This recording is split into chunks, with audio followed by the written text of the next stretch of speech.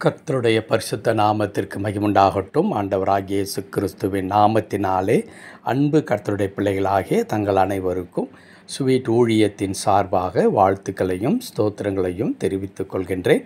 மத்தேயு எழுதின நற்செய்தி நூல் 7ஆம் அதிகாரம் 7வது வசனம். மத்தேயு 7ஆம் அதிகாரம் வசனம் 7. கேளுங்கள், அப்பொழுது உங்களுக்கு கொடுக்கப்படும். தேடுங்கள், அப்பொழுது கண்டடைவீர்கள். தட்டுங்கள், அப்பொழுது உங்களுக்கு திறக்கப்படும். கேளுங்கள், அப்பொழுது உங்களுக்கு கொடுக்கப்படும். என் அன்பு கடவுளுடைய பிள்ளைகளை, ஆண்டவராகிய இயேசு கிறிஸ்துவின் உபதேசங்களிலே மிகவும் முக்கியமான உபதேசங்களில் இப்பொழுது வாசிக்க கேட்ட வசனம் மிகவும் தலை சிறந்தது என்று சொல்லலாம். காரணம் என்னவென்றால், இந்த வார்த்தையானது இன்றைக்கு கிறிஸ்தவர்கள் மத்தியில் மாத்திரமல்ல, கிறிஸ்தவர்கள் அல்லாத ஏனைய மக்களிடத்தில் இந்த வார்த்தை அறிமுகமாகி இருப்பதை நாம் பார்க்க முடியும். இயேசு கிறிஸ்துவின் உபதேசத்தில் ஏதாவது ஒன்றை நீங்கள் சொல்லுங்கள் என்று எந்த மக்களை போய் கேட்டாலும் உடனே அவர்கள் சொல்லுவார்கள், இயேசு கேளுங்கள் தரப்படும், தட்டுங்கள் திறக்கப்படும் என்று சொன்னார் என்று குறிப்பிடுவார்கள். அப்படி எல்லா மக்களாலும் விரும்பப்பட்ட, எல்லா மக்களாலும் புரிந்து கொள்ளப்பட்ட ஒரு வசனமாக இந்த வசனம் இருக்கிறது. இன்றைக்கு கர்த்தருடைய ஆவியானவர் நம்முடைய ஞாபகத்தை இந்த வசனத்தின் மீது கொண்டு போவதற்கான காரணம் என்னவென்றால், கடவுள் நாம் எதிர்பார்க்கிறதை அல்லது நமக்கு தேவையானவைகளை, நாம் விரும்புகிறதை கொடுப்பதற்கு அவர் எப்பொழுதும் சித்தமுள்ளவராக இருக்கின்றார். கடவுள் ஒரு குறிப்பிட்ட வேலை நேரத்தை வைத்துக்கொண்டு பார்ப்பவர் அல்ல. இன்றைக்கு அநேக இடங்களிலே நாம் பார்க்கலாம், அலுவலகத்தில், ஏன் அது வீடுகளில் கூட பார்க்கலாம். விசிட்டிங் ஹவுஸ் என்று சொல்லுவார்கள். அந்த குறிப்பிட்ட நேரத்தில் தான் அவர்களை போய் நாம் பார்க்க முடியும். மற்ற நேரத்தில் அவர்களை போய் பார்ப்பது அவ்வளவு எளிதாக அமைந்து விடவே விடாது. நம்முடைய கடவுள் அப்படி பார்வை நேரம் என்று சொல்லக்கூடிய விசிட்டிங் ஹவர்ஸ் வச்சு ஆண்டவர் வேலை செய்கின்ற கடவுள் அல்லவே அல்ல. எந்த நேரத்திலும் நமக்கு உதவி செய்வதற்காக ஆண்டவர் ஆயத்தமாக இருக்கின்றார். அன்பு கடவுளுடைய பிள்ளைகளை, நாம் செய்ய வேண்டிய ஒன்றே ஒன்று என்ன? ஆண்டவரிடத்தில் சென்று நாம் கேட்க வேண்டும். ஆண்டவரிடத்தில் சென்று நாம் கேட்க வேண்டும்.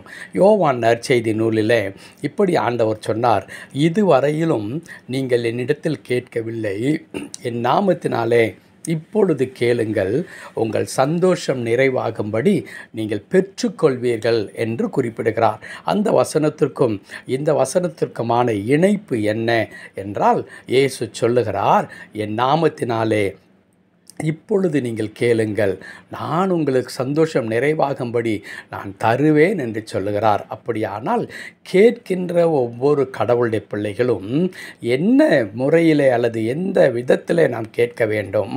கர்த்தருடைய நாமத்தினாலே. அப்படி என்றால் இயேசு என்ற பெயரை சொல்லி கேட்பது அல்ல, இயேசுவோடு இணைந்து வாழ்கின்ற அந்த அற்புதமான நிலைமையில் கடவுளுடைய பிள்ளைகள் இருக்க வேண்டும் என்பதை கர்த்தர் விரும்புகின்றார். ஒருவேளை அன்பு கடவுளுடைய பிள்ளைகளே, சாலை ஓரங்களில் இன்றைக்கு சென்னை போன்ற இடங்களில் அநேக மக்கள் உதவி கேட்டு நிற்பார்கள் இல்லையா? உதவி கேட்டு நிற்பார்கள். நாம் அப்படி நம்மிடத்தில் வரும் பொழுது நமக்கு முடியுமானால் நாம் என்ன செய்கின்றோம்? நாம் விரும்பின ஒரு குறிப்பிட்ட பணத்தை எடுத்து அவர் கையில் கொடுத்து விட்டு போகிறோம். இல்லை என்றால் இல்லை என்று சொல்லிவிட்டு போகிறோம். அதற்கு பிறகு அந்த குறிப்பிட்ட நபருக்கும் நமக்கும் எந்த சம்மந்தமும் இருப்பது இல்லவே இல்லை, இல்லையா? அன்பு கடவுளுடைய பிள்ளைகளே, அந்த மனிதன் எங்கேயாகிலும் நம்மை பார்த்தால் உடனே ஓடி வந்து, ஐயா நேற்று எனக்கு நீங்கள் உதவினீர்கள் என்று அவன் சொல்லவும் மாட்டான். நாமும் அந்த மனிதர்களை ஞாபகம் வைத்து கொள்ள மாட்டோம். கடவுள் அப்படிப்பட்ட ஒரு உறவு நிலையை நம்மிடத்தில் எதிர்பார்க்கவில்லை. ஆண்டவர் எப்படிப்பட்ட உறவு நிலையை நம்மிடத்தில் எதிர்பார்க்கின்றார்? அவரோடு இணைந்து வாழ்கின்ற ஒரு அற்புதமான ஒரு வாழ்க்கை. அந்த உறவு நிலை தான் கடவுள் விரும்புகிறார். அதற்காகத்தான் சொன்னார், கேளுங்கள், நான் உங்களுக்கு கொடுப்பேன், நீங்கள் என் நாமத்தினாலே நீங்கள் கேட்கும் பொழுது உங்கள் சந்தோஷம் நிறைவாகும்படி நீங்கள் பெற்றுக்கொள்வீர்கள். என் அன்பு கடவுளுடைய பிள்ளைகளே, பேதுரு இயேசுவின் நாமத்தை தனக்கு சொந்தமாக்கி வைத்திருந்தார். ஆகையினால் தான் இப்படி சொன்னார், வெள்ளியும் பொன்னும் என்னிடத்திலே இல்லை, என்னிடத்தில் இருக்கிறதை உனக்கு தருகிறேன், கர்த்தராகிய இயேசு கிறிஸ்துவின் நாமத்தினாலே நீ எழுந்து நட என்று சொல்லும் பொழுது அங்கே அற்புதம் நிகழ்ந்ததை நாம் பார்க்கிறோம். ஆம், அன்பு கடவுளுடைய பிள்ளைகளே, நம்முடைய வாழ்க்கையில் கூட ஆண்டவர் மாபெரும் அதிசயங்களை செய்வதற்கு அவர் வல்லவராயிருக்கிறார். ஒன்றே ஒன்று, இயேசுவின் நாமத்தை நாம் சொந்தமாக்கி கொள்ள வேண்டும். அவர் நம்முடைய தந்தையாக, நம்முடைய இரட்சகராக, நம்முடைய மீட்பராக அவர் நம்மோடு இருக்கும் பொழுது நாம் எதை கேட்டாலும் கொடுப்பதற்கு அவர் ஆயத்தமாயிருக்கிறார். ஜெபிக்கலாமா? கிருபை நிறைந்த நல்ல ஆண்டவரே, ஆம் கர்த்தாவே, நம்முடைய நாமத்தினால இன்றைக்கு நாங்கள் கேட்கிறோம். எங்கள் காரியமெல்லாம் திறந்து வைக்கப்பட்ட ஒரு புத்தகத்தை போல இருக்கிறது உமக்கு முன்பாக. எல்லாமே உமக்கு தெரியும் சுவாமி. ஆகையால் இயேசுவின் நாமத்தில் நாங்கள் எதிர்பார்க்கிற எங்களுக்கு தேவையான அனைத்து நன்மைகளையும் தந்திரீர் ஆசீர்வதித்தரலாம். தொடர்ந்து பொறுப்படுத்திக் கொள்ளும் மீட்பர் நாமத்தில் பிதாவே. ஆமென், ஆமென்.